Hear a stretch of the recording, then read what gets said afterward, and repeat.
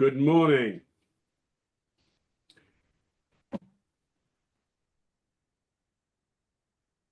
Okay, so we're just going to give it a few seconds to let a few more people in, and then we'll make the official start. So we'll just give it one more minute, and then we'll make a start on the webinar stroke podcast, as I'm calling it.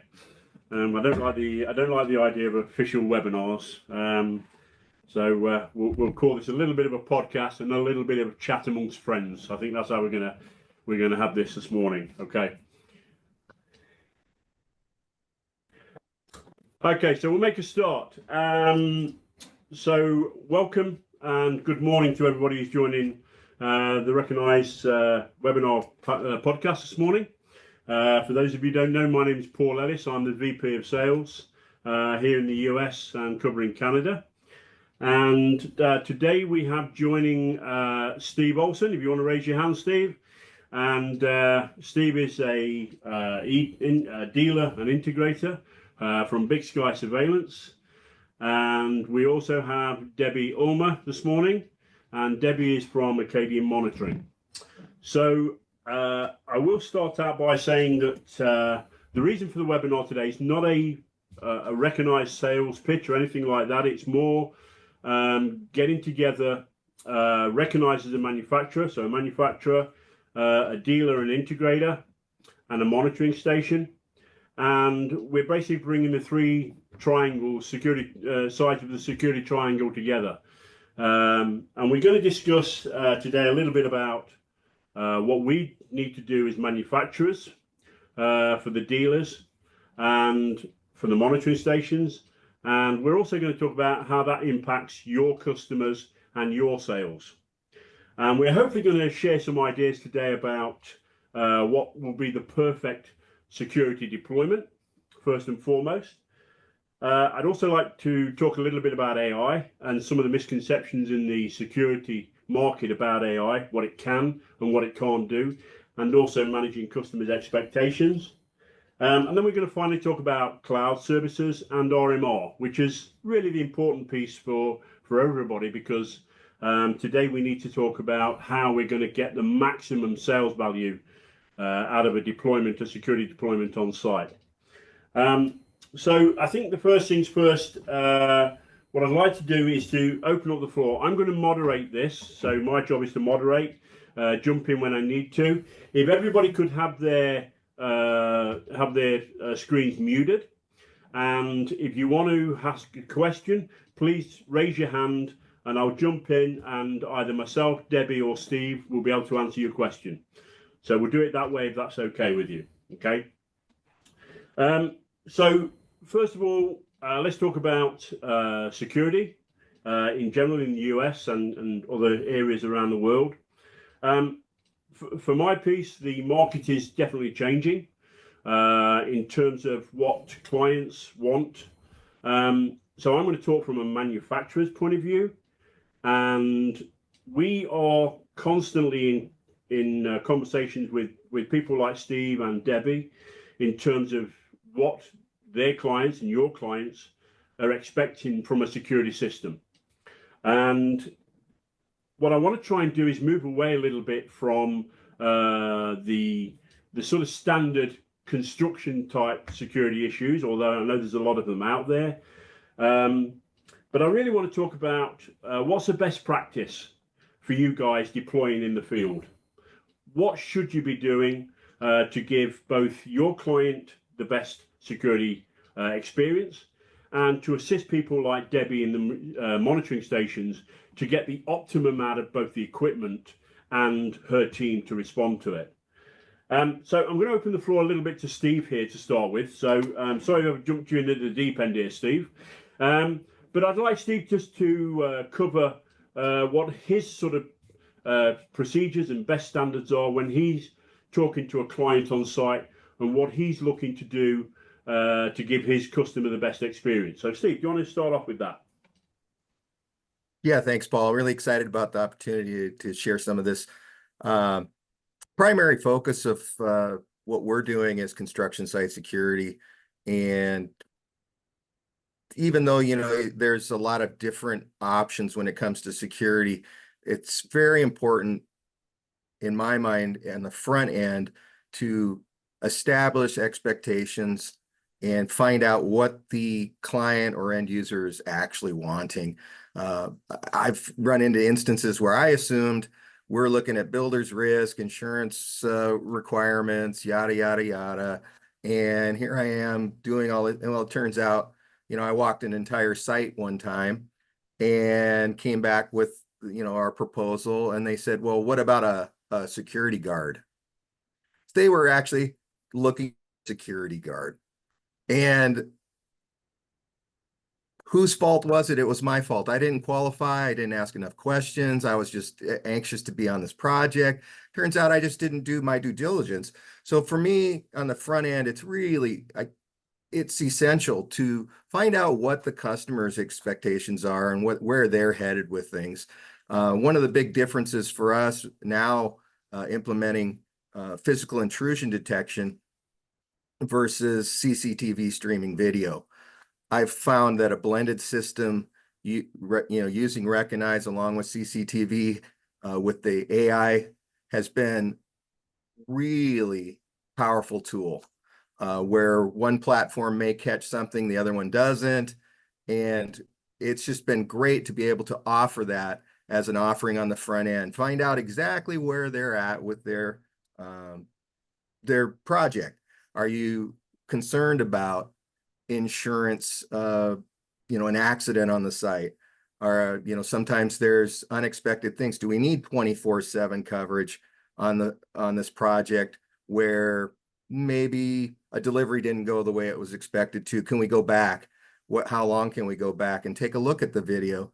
Where physical intrusion won't take care of those things. It may catch bad guys or an intruder, but it's not going to catch those other things. And sometimes my assumption is different than the clients, and the clients is really the most important. And I've just found that on the front end, having a really strong proposal, meaning I use Google Maps a lot to help kind of walk the streets, figure out, what's going on, at least with the latest video that they've got or photos of the site, along with an architectural site plan, get in there, come up with my expectation of where we're going to put cameras. It never turns out that they actually go there, but that's the plan. And recognizing that there's going to be a bunch of challenges down the road, and I try to, without setting up too much expectation for failure, I want to make sure that the end client is aware that perhaps in this jurisdiction, our response times with the local authorities may not be reliable. So we need to really look at deterrence, make sure there's great lighting, those types of things. So that's maybe a little bit of a start on, Paul. I don't know, what you were thinking, where to go, but that's, for me on the front end, I'm really thinking about all of those things. That's great, Stephen. Thank you for that. Some of our people attending today may not be familiar with the term blended video. Can you give me an example of how you're currently using blended video with a product like Reconeyez, and how that's working in connection with each other, and how that's delivering the product to your client? Yeah, that's a great point. And it took me a little while to recognize that there is a difference between detection of an intruder and true surveillance, where we're capturing every activity. So the beauty of having a physical intrusion battery operated system is the ability to implement and deploy virtually anywhere, as long as you've got a cell signal and it can communicate. You can put this system up and set it up in such a way that it'll catch movement and use the artificial intelligence to determine if it is a bad actor, as opposed to just having video. So one of the biggest challenges I've run into on sites is that the lighting's poor at night. So you've got really poor lighting and high level of contrast between road travel and the actual interior of the project. And so when you're running video, a lot of times, one of the challenges that ends up happening for the central station is they're getting all these light reflections that are bouncing off of all this equipment that wasn't there when we set up the cameras, but now it's right there. Cars go by, it's picking up all these things. So I've been using CCTV streaming video. We'll still have those be actively monitored, but I put those in locations where I know there's going to be entrances where we might have an instance of an accident, or we want to see who was on the site, who came in when, so vehicles, that type of thing, 24/7. So anywhere I really want 24/7 coverage, I make sure I've got video. And I try to get video to look at and kind of protect each other. So if a camera is looking at one security tower, I try to get another one to look at, so they look at each other, and then you've created protection. Along with, if you've got gaps, I'll put in that blended physical intrusion battery operated system. So I've got a site in which the whole back side of the project is pretty well protected. It's very difficult. They have to scale a wall to get in there, and the wall's about 20 to 30 feet in different places. So most people are not going to be coming in that way. So I put physical intrusion detection all along the back of the project. And then I included that physical intrusion detection in the front with streaming video. And we had some individuals come in, and they came in right where the cameras were. We had full video of them climbing the fence, getting in. The physical intrusion detected them. Police were called, and I was able, along with the physical intrusion forensic photos and the video, to put together a really extensive timeline of when they came in, where they came in, what they did while they were there, and then when they left, which coincided with police response. And I've been really a stickler recently about making sure that I put together some kind of transaction-oriented transcript of the events that I find, and make sure that I give that to my client so that they know, okay, these guys said they saw it, they know that there was an intrusion, and then I always make an appeal to action for them. If there's more information in regards to this, please notify me so I can add it to your account. A lot of times in the past, I had assumed they would share information with me about a break-in. And yeah, you come to find out later that there's been several break-ins that they never told you about, that if I would have been aware of, I could find out there's a gap somewhere. Something's occurring. Somebody's getting on the site, or maybe I could find out if it was done internally or what was the case. And so assumptions usually lead to problems. yeah, okay. I just steer How do away. you, yeah, so that's obviously that's great, Steve, for that, and that's part of the picture. In terms of that's what I call one side of the triangle, if you like. How do you actually then progress that to your monitoring solution for the likes of Debbie? What's your interaction there with her?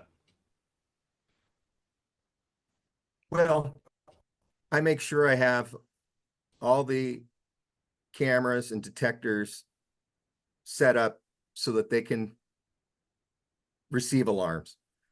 That's another critical issue. Sometimes there's an assumption that all these cameras are doing what they're supposed to be doing, and then come to find out, well, there's a hiccup. The camera might have detected everything and did that, but it didn't transfer an alarm to the central station. That's a real issue. And so attention to detail is paramount. You have to pay attention to all these sticklers, little things. And a lot of this is all common sense, but those little things are what lead us to issues. So there's that aspect. And then I'm constantly, like, my first hour or two of the day is going through all of our cameras, and we've got, hundreds of cameras deployed that are actively monitored. and I need to make sure that they're all doing what they're supposed to be doing. And if I notice that there's a camera that's sending lots of alarms to the central station, I need to find out why are they doing, what was causing that, and try to mitigate that. So I'm constantly making changes to the zones or the settings of, sensitivity. Sometimes you physically have to go out and change something. Cameras looking into a light and it's causing issues. Sometimes the only way you can do that and fix it is to change the setup, change the camera, move it. So Thank I you always for make that. sure that you've got as best coverage. It's really a balancing act because you don't want to miss any alarms, you don't want to miss any intruders, but by the same token, you don't want to bombard the central station with all this noise, because what'll happen is something will squeak through the cracks. Well, that's a great point to bring over and bring Debbie in on the solution on that.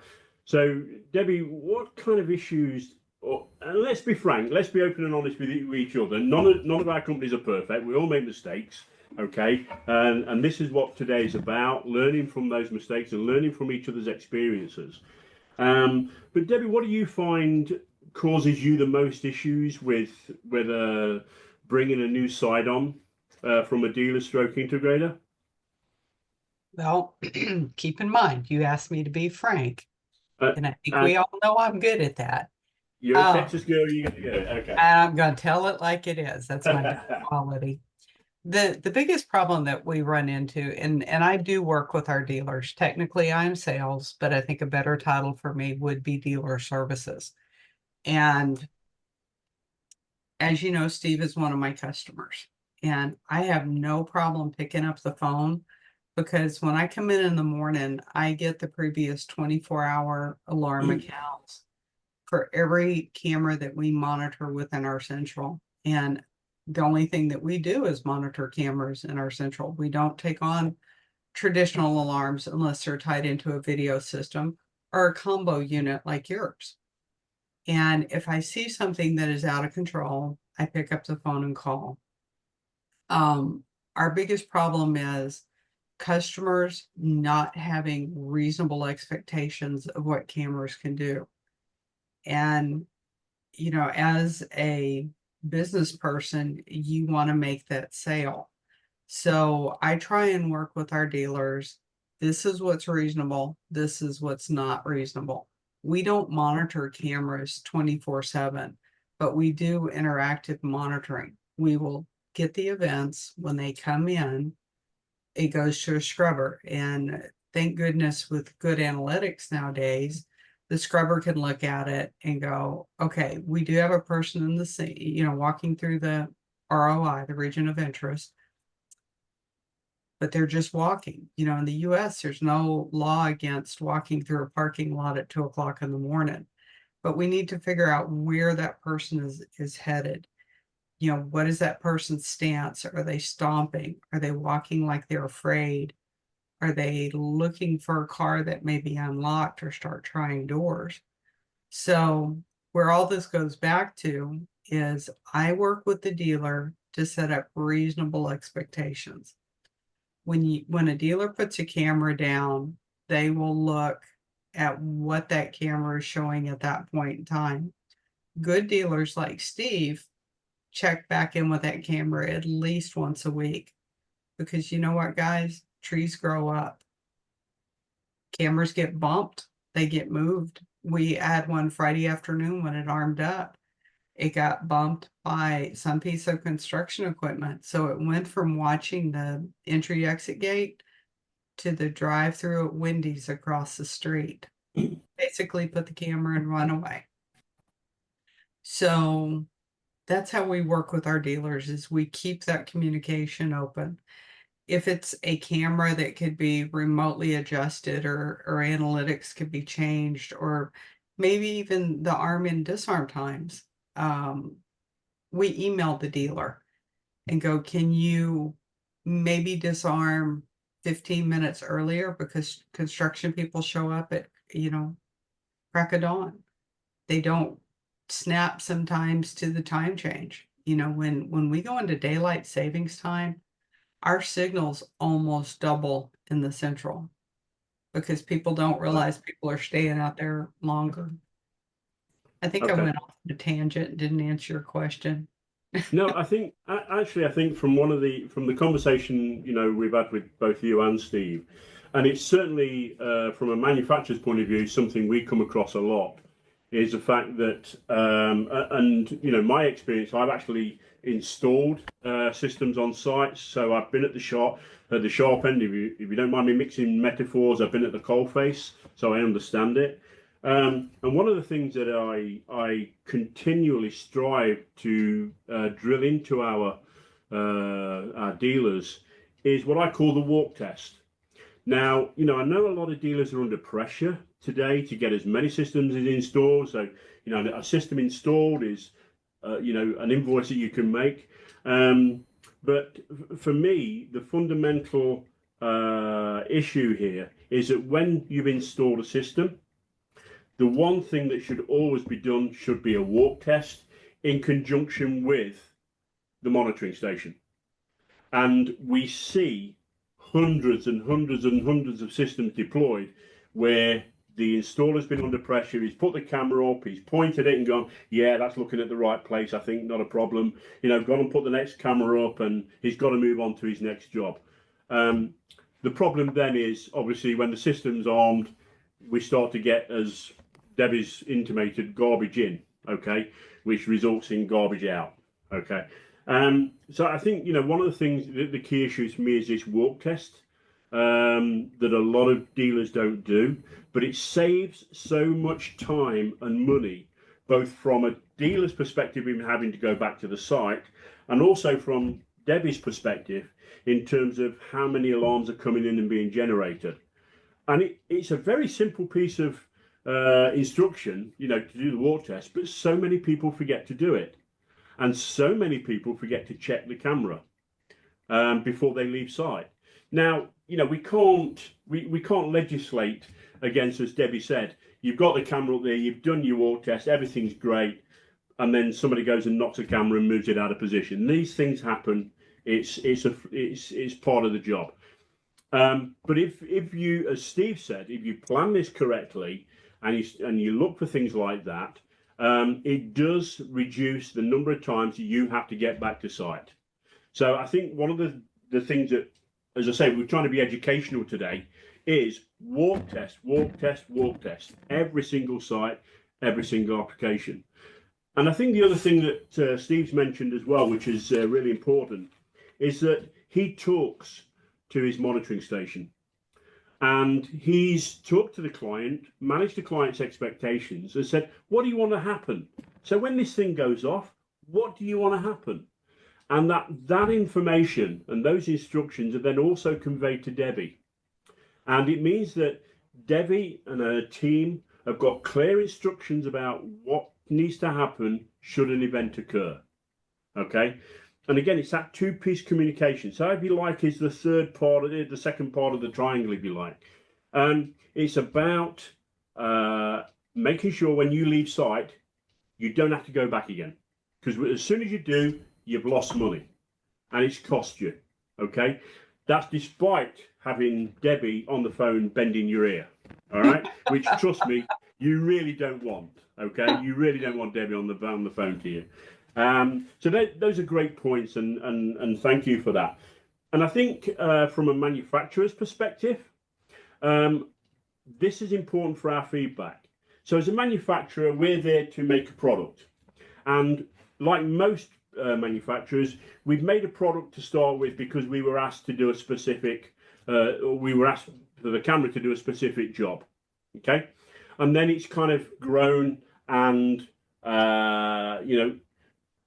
expanded upon.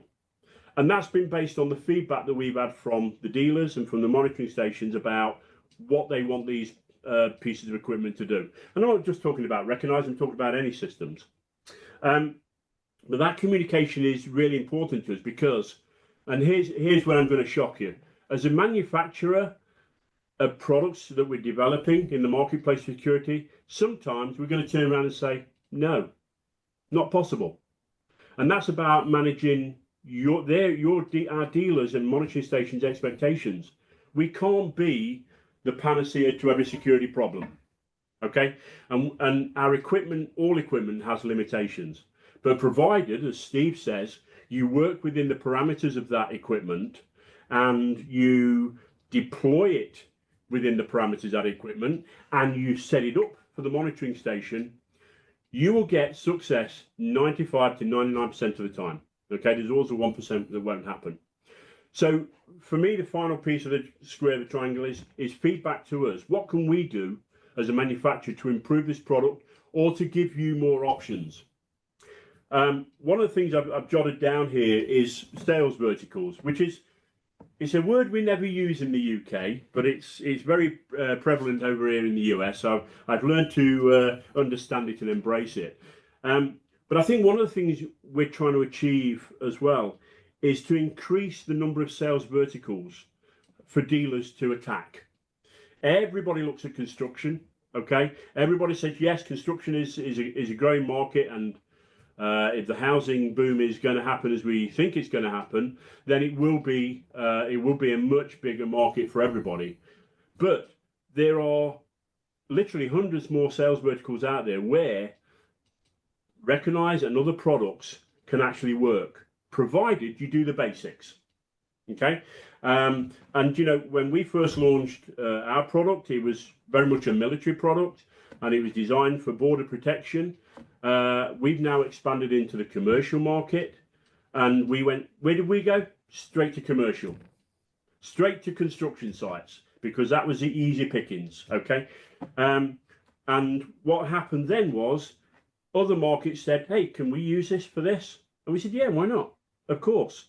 So we've now expanded right across so many different sales verticals, but we still come across dealers that have this very narrow view of the marketplace. And what I'm suggesting is today, start to just sit down with a blank pad, and say, what else can I move into? Where can I go? Other than just construction. Okay. So I'm going to bring on now AI. So I want to talk about the AI. It's the buzzword. I was listening to Bloomberg Radio this morning, and it was all about AI. What's happening about AI? It's going to change our lives. Basically, we're all going to be sitting on the beach doing nothing because AI is going to do all of our jobs. Okay. I've been in this industry 25 years now. I'm not showing my age. And, I was there at the beginning of AI when it first came in.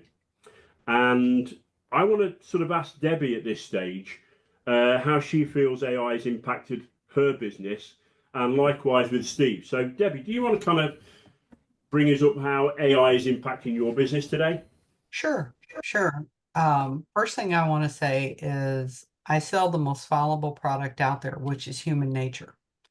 And when a video system sends in a signal, even though we have 99 analysts and we have thousands upon thousands of cameras, the analyst human nature kicks in and they get to know the site.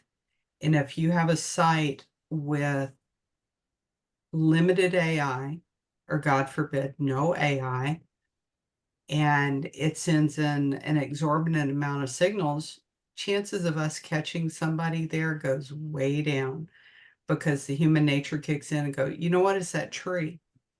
I like to compare it to the story of the little boy that cried wolf too many times. But with new AI, we're looking for people and cars. And it is amazing to watch the analyst when they grab something, especially if that AI has like a bounding box, because it's going to take their attention right to what the intruder are.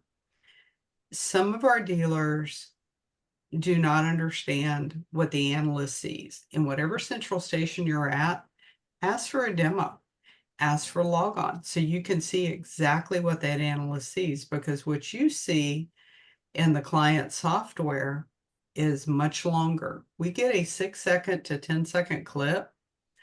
And just because you can see what somebody is doing at the end of the football field you know, at 10 o'clock at night when it's kind of dark, we can see a bounding box, but we're not sure what that person is doing. So that's where the reasonable expectations come in. But you know, we like to joke about now we know pretty sure it could be a cat burglar and not just a cat that's walking through somebody's business. But it's Yeah. made a humongous difference for us. And with expanded AI, where you can set it, we do a lot of gang monitoring in different parks in California. And those analytics are set for in excess of 3 people within a 12-foot radius for more than 3 minutes. That's narrowing it down. You know, 10 years ago, and Paul, I got a few years on you. I've been in this industry a little over 40 years, so I've been around a long time. We would have gotten everything. We would have gotten everything that was going on in that park. Now we can Yeah. drill it down, and we can make it affordable. You know, that's what makes a big difference. Brilliant. Steve, how do you find AI has impacted you? And what about your customers' expectations of AI? Are they looking at NCIS and going, "Oh, AI can do everything," or you know, or are you able to manage your customers' expectations on AI? Well, it's another challenge, and I think it always comes down to the front end of the project. Whenever you get started with a client, you need to establish good rapport with them and be very transparent, be clear with them. I think a big mistake that a lot of times salesmen in general, doesn't matter, it's not industry specific, is they'll promise the moon. And then, you know, I've always said that I'm going to under promise and over deliver. So I want to share with the customer what I believe I can, you know, objectively accomplish for them. And something I realized just in the last couple of years is that there's a bunch of people out there that, I mean, it's almost everybody's got a camera. They've got a video camera at home. I've got a bird feeder that catches the birds, and it uses artificial intelligence to tell me what bird it is. Whoa. People will go ahead and they will become experts because they've got a ring door camera or something, not to besmirch anybody or any platform. It just because you set up zones and you did this and that, and you said, my camera at home works better than the camera you've got. Well, Yeah.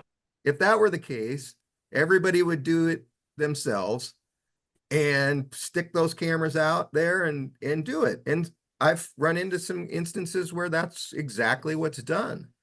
You know, if there's a trailer on a construction site and the guy lives there, that might very well work for him if he wants to get alarms at 3 a.m. But to me, it's always about communication and setting up a strong relationship with them. You know, something I learned early in my sales career was that if the person genuinely likes you and they know that you have their best interest at heart, they'll see past some of the shortcomings. It's very similar to if you go to a restaurant and you get your favorite waitress and things go badly, you're going to give that waitress the benefit of the doubt. Even though maybe that meal was not what you expected and wasn't up to your standards and everything went poorly, you're not going to lay into them generally because you like that person and you know that they had your best interest at heart and they just weren't able to deliver. Because one thing that will happen in this industry is something bad's going to happen. If it hasn't happened to you, something's going to happen and it's going to be ugly and you're going to say, why in the world did this happen to me? Poor me. And you just realize, well, it will happen. All we It's the can nature do of the is beast. do our absolute best to establish those relationships so that you're working together in securing the site or managing their expectations of what they want to accomplish. Okay, I'm just going to halt the three of us chatting now. Is there anybody who'd like to sort of put their hand up, and if they've got either any comments or questions they'd like to ask, please feel free to open your mic up and ask a question. Not all at once, I hope. My hearing's not as good as it used to be. But yeah, anybody got any comments or questions that they want to ask the team or myself? Don't be shy, guys. Americans are never known for being shy. I believe John put a comment in the comment section about salespeople don't know what salespeople don't know. And you know what, John, you're right. But as a central station and as a former salesperson in this industry for quite a few years, I put myself out there. If a salesperson needs help quoting a job, I'm here and I am brutally honest because I am old and I have a hard time remembering if I lied about something. So I got to tell it like it is. Steve and I have worked on many jobs in the past together. And Yeah. I do answer my phone when it rings, except if I know it's Paul calling. There you go. I have that effect on most people, Debbie. So thank you for that. That's fine. Yeah. So, if nobody else has got any other questions, and Steve is right, we don't know what we don't know. But I think for me, moving on in the AI market in security, there are sort of two opinions of AI. It is a very, very useful tool. Or it's something that is overhyped and overused. And I'm kind of, I've got a foot in both camps on that. For me, I think AI definitely has a place in the security industry, and it's vastly improving things like response time. It's improving monitoring stations being able to selectively work more efficiently with AI. And I think, it's only going to get better. But here's where I think we have to, put a little bit of a break on some of these things because, I get asked about car number plates, for instance. So can we capture car number plates and can we check against databases and things like that? And AI can capture number plates. We can capture the number, but your customer then expects you to be able to send that information to a database and get a response back, oh, this is so-and-so's car, okay? This is a real world. That does not happen. We can capture number plates and we can use it for evidential or referral back at a later stage if something's happened on the site. But that's just one piece about managing AI. The other, again, is do we need to overcomplicate it? So what do we need AI to do in the security industry? We need AI to, as Debbie said, determine, is that a person? Is that a car, a bike, a truck, or even an animal? And again, one of the problems with security industry is, we get a lot of animal intrusions, and that's what we like to filter out. So we just want the actual intruders. But we're now starting to use AI for airports, where actually they want to know if an animal's jumped a fence and is now running loose on the runway. So we can't just have this fixed mentality about what AI does. It needs to be a constantly evolving project, if you like. And what we do at Reconeyez, the only salesy bit I'm going to say, is that for us, our analytics, our AI algorithms, we're constantly changing and updating those. So they are a self-learning algorithm. And the reason for that is we just want the AI to constantly improve and say, yes, that person, as we had a few months ago, that person that covered themselves over in a blanket and rolled under a fence line, okay, still got picked up by the AI because the AI has seen that before and it's gone, yes, I know what that person is trying to do. Likewise, in the early days, we had people on all fours trying to mimic being an animal. I don't know. But yeah, our AI picked that up and said, yeah, you can't fool me on this one now. We've got that. But can AI do everything? No. It's still important that the camera is set up correctly, okay? And we don't oversell AI to our clients. It's all about having teamwork on everything, okay? Anybody else got anything else you want to add at this stage? I've got one more final item to talk about, and then we're done. But has anybody got anything they want to contribute? No, we're good to go. Great stuff. Hey, Paul, So, I've got something to add about the AI. It's something that I ran yeah, into. sure. It's that there's a difference between real-time AI and what I would say is more forensic AI. The idea that I need to be able to identify immediately in real time what's occurring. So whatever the AI is supposed to be identifying, an individual, a car, a boat, a truck, you name it.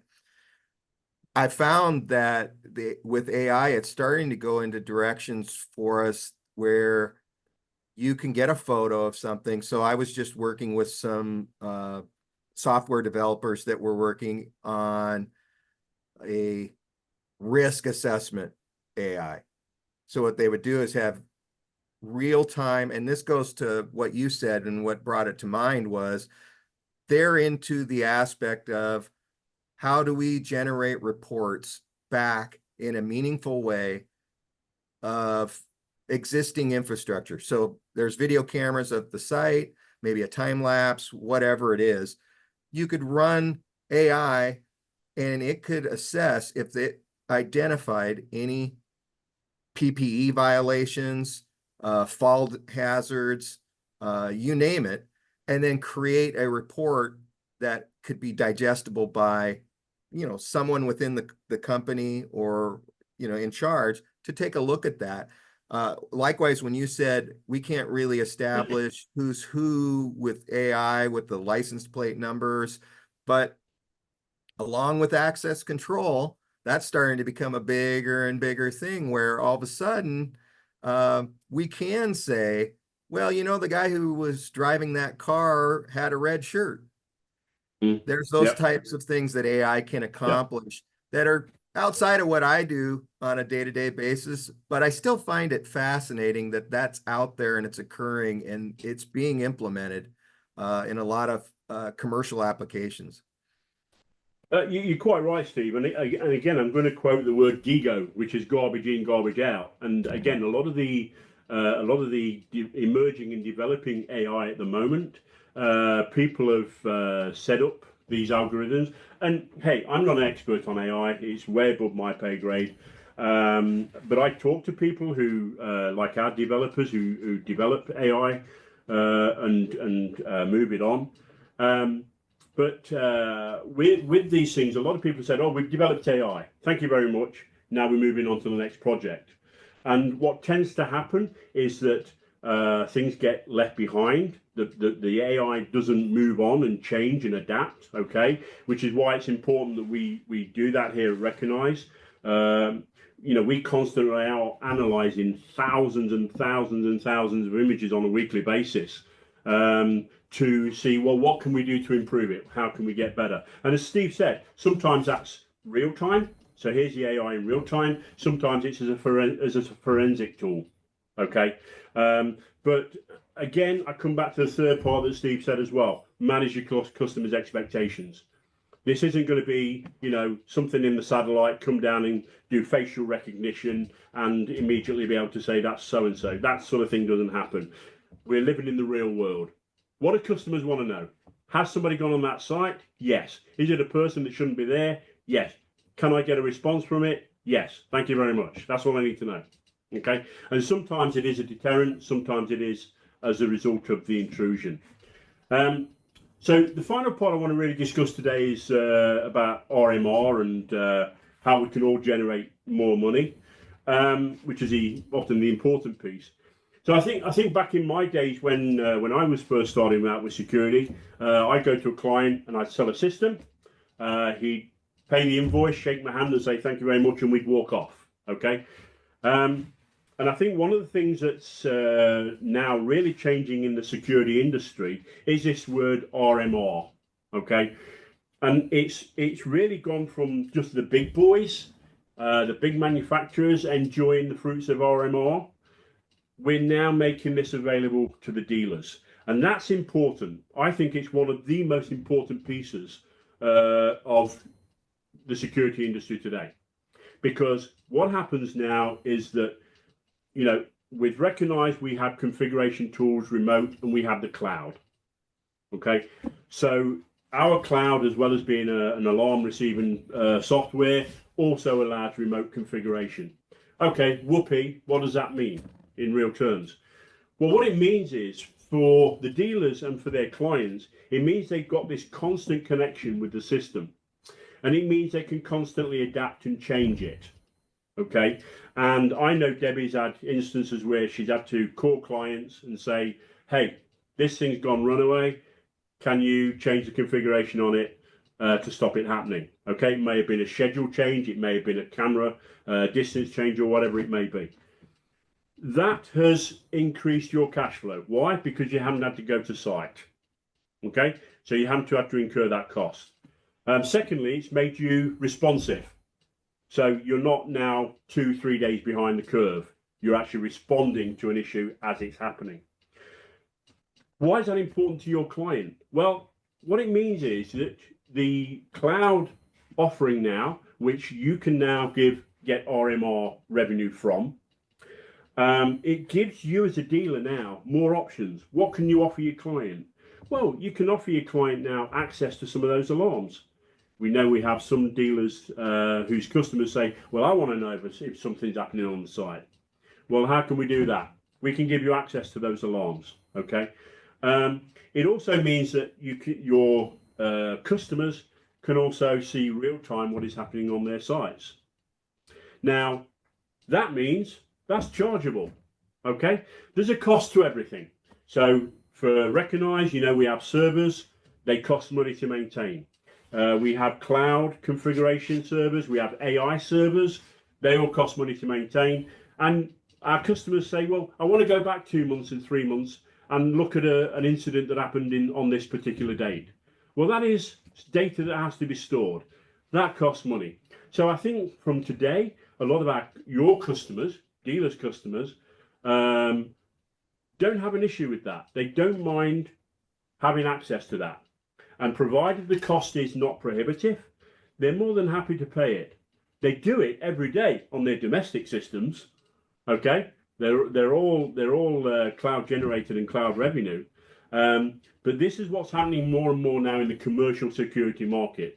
And that's really important, I think, for dealers and even for the likes of Debbie in monitoring stations. Why is it important? Well, gone are the days where we're now sticking a camera up and walking away, and that's the last we're ever going to see of the revenue. Okay, now every system that you can deploy, okay, every system you deploy now is generating new revenue month after month after month. That's going to help you with your cash flow. The more systems you deploy, the more your money you got coming in. It's very, very simple. I'm a simple guy. I talk it plain. Okay. But that means that you as a dealer or Debbie as a monitoring station have got to be able to give that added value to the client. And then unfortunately, all that comes back on the manufacturer. Okay. So it means that we've got to get our bit straight. We've got to get our jigsaw pieces all connecting. And hey, what? I'm going to tell you, I'll be honest with you. We're not perfect. Nobody is. Okay.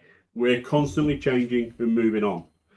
So what we need as a manufacturer is for our dealers, like you guys out there today, we need you to say, this is where the market's going. This is what we need to be able to do. And if we can do that, we're going to generate more cloud revenue. And we're going to get more RMR. And if we can do that, we're going to give our clients more interactivity with the system. And as Steve said, you know, we're all used to the rings of this world out there. Everybody thinks we can do the same sort of thing. But it means the clients get more interactivity with it. Everybody's winning. But I'm going to come back to the last piece. Sometimes you're going to come back to us as a manufacturer with a suggestion and say, hey, this is what we need. And sometimes you're going to say, no, it's not possible. And we're being realistic about it. We're not overselling. Okay, we're being realistic about it. And we come back to the point of managing your expectations as a dealer and your customers. Okay, and I think for us as a business, as a manufacturer, we see RMR as the bigger picture. Of course, the hardware sales is great and it's useful, but we see the RMR as the bigger picture for you dealers. So we're actively now, and I'm not just saying Reconeyez, but a lot of other dealers, manufacturers are looking to see how we can improve and expand on that. And as Steve said, coming back to the blended video, how can we interact with that? So when we have, like Reconeyez, a wireless battery operated cellular service that can operate remote areas, but then the client wants to have some additional CCTV, how can we bridge the gap between the two? Because blended video is definitely the way to go in the marketplace. Okay, that's the feedback that we need from you guys.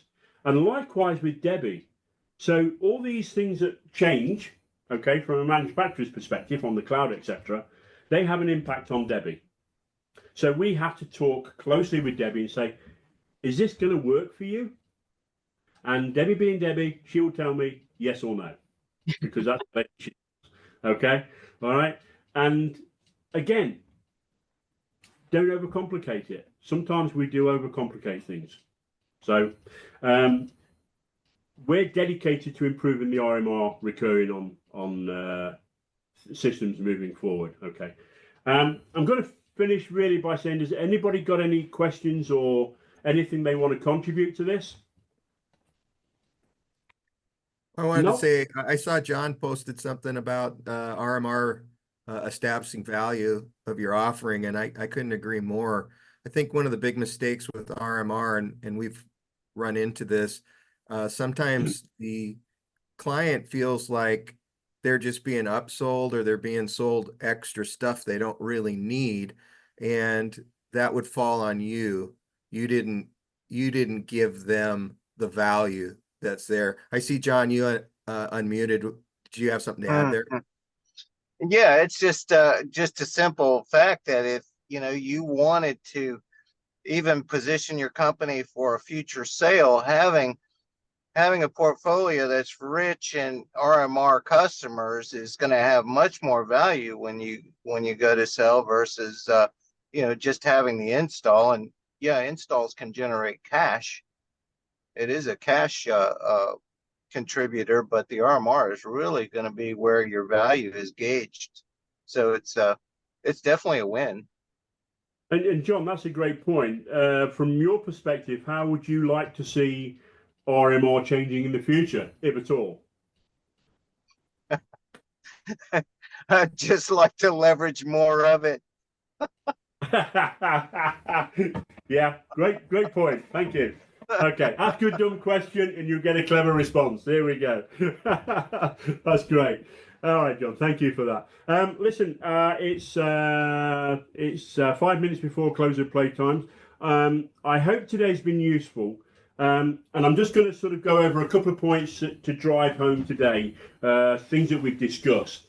So for me, Debbie, walk test, walk test, walk test. Every time. Do not leave that site until the monitoring station are happy. They know exactly what they've got to do upon an intrusion. Okay? And as Steve says, you walk away from that site really without having the thought of having to go back the next day or the day after to try and fix a problem that you should have done when you was on site there first and foremost. Secondly, AI. We talked about AI, managing customers' expectations about that. And again, most clients want AI to do a function, which is to determine, is this a real sort of intrusion event, and do I need a response from it? Okay, so manage your customers' AI expectations. It is going to get better and better and better. Okay, we have no doubts about that. There are some very clever 21, 22-year-olds down out of Houston and Dallas, etc., that are working wonders with it, and so it is going to improve. Third thing again, look at those blended systems that Steve was talking about. Expand your vision, if you like, of how not only Reconeyez systems, but other systems that can work with it. Okay, so look at those blended systems, and again, let's talk. Come back to us as a manufacturer. I want you guys to come back to me and say, "Hey, Paul, this is what we want our cloud to do, and this is if you can get our cloud to do this, I can get more money from it." Okay, and the system's going to change. So those are really the takeaways from today. I hope it's been educational from you. I didn't want to just sit here going, oh, aren't we wonderful? Okay. I wanted people on the ground to have a think about this and go away today and just remember. We will be emailing portions of this webinar if any bits were interesting. I don't know whether they were or not, but they may be. So we will be looking to do that. And I will be doing another webinar soon on some varying topics in the security industry. Okay. But I'd like to thank everybody today for joining. In particular, Steve and Debbie, thanks for your contribution. It wasn't half bad, better than I was expecting, I've got to be honest with you. So thank you for that. And I'd like everybody to have a great day today. Happy selling, happy security. Thank you very much indeed, and enjoy the rest of your day, guys. Thank you.